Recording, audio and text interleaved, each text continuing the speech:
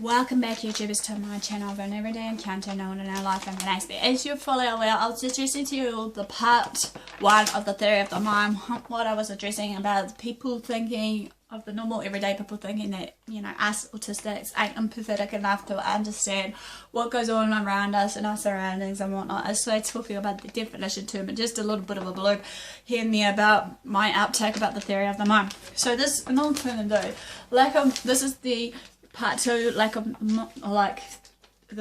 of theory of the mind, you know, of the A's and P's series, basically, and hopefully this will become more sensitive in many days and age.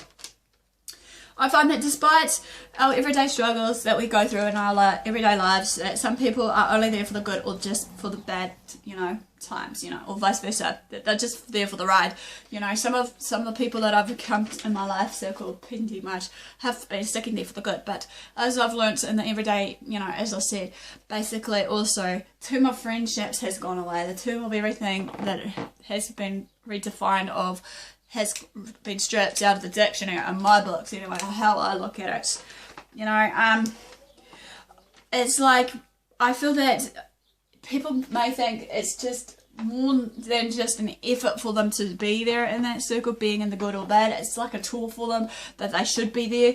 You know, it doesn't have to be, you know, it's a matter of choice factor, but when I look at it, I've been there for others, you know, and their support sort of thing. All I'm asking back is maybe now and again, if you see me out in the bigger community, you know, and out on the street, all I'm asking for, if you do see me down and out, maybe to drag me somewhere, give me a cup of tea, have a check up to see if I'm okay like anyone else would, and just be there for support in return.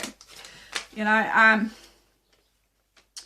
I said also that people tend to struggle with empathy, be it us, people think on the label autistic spectrum, we are as well, but I argue the point that some NTs are actually the ones that lack of empathy.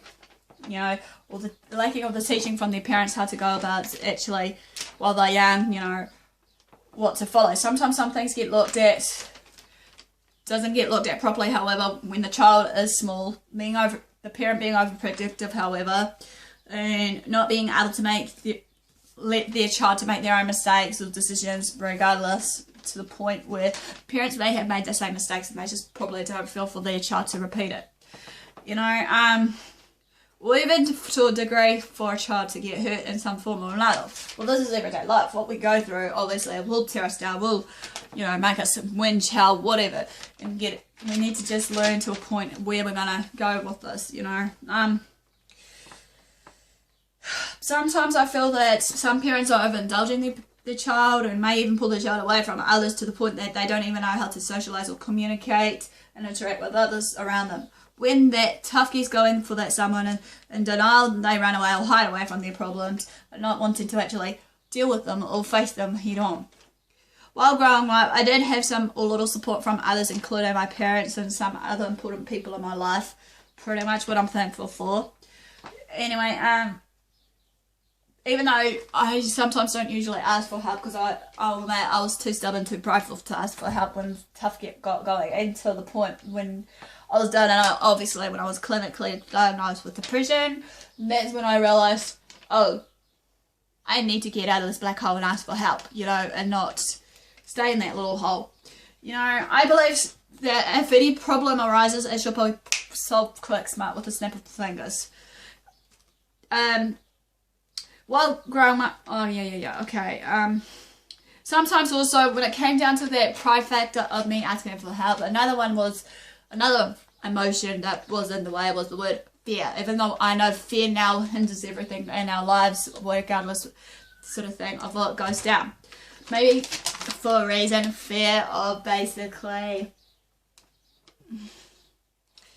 what others may say, think about me, or another one of the fear factor was maybe despite that I was trying to gain my independence, that my independence will be taken away as well as my confidence, and the list goes on. Even though I'm sure some of you would have felt this way one way or another in your life as well, however. I believe that while I was growing up, I tried my hardest to protect myself from the hidden dangers or just dangers and others around me that I felt was in my teens at that time, that I could trust anyone, as I would put my walls of defense up, regardless that I was too trusting to a point where people, as you know, I'm kind of loyal. I've always had I talk, and then all of a sudden, to the point where I talk, I feel like, you know, I've been backstabbed and everybody, you know, is laughing and talking behind my back. You know, sometimes I feel also when those walls were put up pretty much of the defense, and other walls that I won't define because obviously you should be able to know what I'm trying to address here, that whoever will come into my territorial space, you know, I felt I was at peace and safe. However, empathy, many of us as bees are overwhelmed to the point where we can and will show our true feelings and emotions despite others may think to what and who we are as people. Acting is, again, what I've said so many times before, seeking attention or approval from others where we shouldn't have to. I want to address to you the theory of the mind as a neurological aspect to what I have shared to you on the first part of the video of the introduction of the theory of the mind. However, I've noticed while socializing with others that we are really energetically sensitive, and I'll say that I'm one of the many aspects that is sensitive to the point that when I'm being with others, I can sometimes feel deeply in others in the way of feelings and the vibes that they're giving off to me that are being used or portrayed at any given moment. Even during that time, some of us as these may not be able to read some of the clues, social behaviour tactics of what you're thinking, or maybe how you're, you know, talking to us, some form of body language, shall we say, being shown to us that we can just sense something deep and strong. It's hard to explain unless you've experienced it yourself or know what I'm trying to say. Like you all, though, however, know what the person is thinking and feeling before it's being shown towards you. Like you're almost reading their minds or being inside their mind and actually, you know, typing away what they're feeling and whatnot. Like a little monkey, you know, with that bang bang symbols. Now let's get to my attention.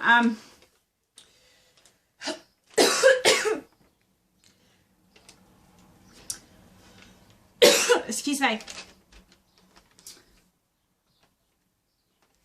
Or shall I say, it's like being inside this body as well. Sometimes I will eventually have a meltdown, and depending on that type of meltdown stage, I'll then if it gets too overwhelming, sometimes I'll get to that shutdown stage where I won't talk or won't, you know, socialise. It's like I'm a robot, you know, needing a bit of fuel, energy or attention, you know, from time to time. Yet other times I may talk for ages and attention, as you know. I could be nervous, shy, excited, or whatever the case may be, depending on the situation I'm facing at that given moment of time. Hence why I might be talking fast, you know, when I get so excited with some, you know, topics that I might come to my mind that I want to share with you. Or sometimes then it's like the point, like I said in my last video, shut up Karen, you're talking too much, or what have you. I've been misjudged and misconceived many times before in some contexts, like anyone has in their life, however, of what others may think of me. I'm learning more now to involve others in my everyday conversations, yet everyone works differently in their own world of communication and interacting with others around them. I may miss the cue for people just having the words shut up, or just give me that, you know, body language to shut up. So yeah, that's fine. There are ways to approach and address this to me. It hurts me when people who don't know me will assume something about me before getting to know me as a person.